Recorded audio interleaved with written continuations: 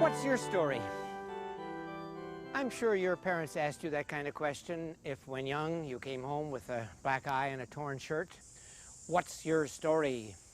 Is the bark of the immigration official to the refugee, the exile? Are you coming here honestly? Are you coming here with approved papers? Tell me your story. I'll know who you are, and then I'll know what to do with you. Groups have stories.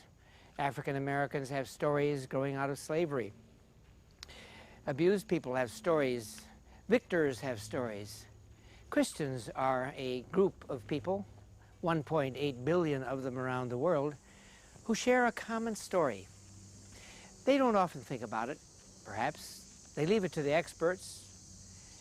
In the theological schools and the seminaries and the colleges, there are people who keep the story straight. But it doesn't seem to be everybody's theme.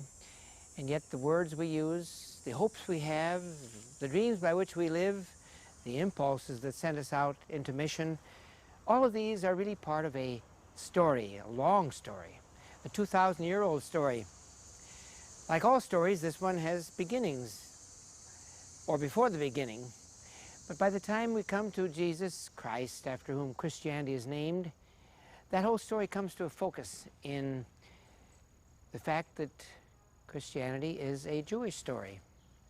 Jesus was a Jew. All of the original disciples were Jews. The whole original ministry was in the area that we would today call Israel, much of it Judea. Christians and Jews parted, tragically parted. It's a very sad history along the way.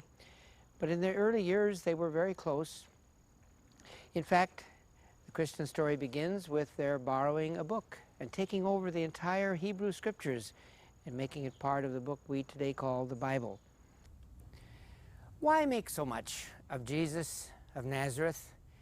We don't do that with other ancient people. We may honor a philosopher or an official or a valiant person, but the 1.8 billion people I mentioned a moment ago who follow Jesus make something very different of him.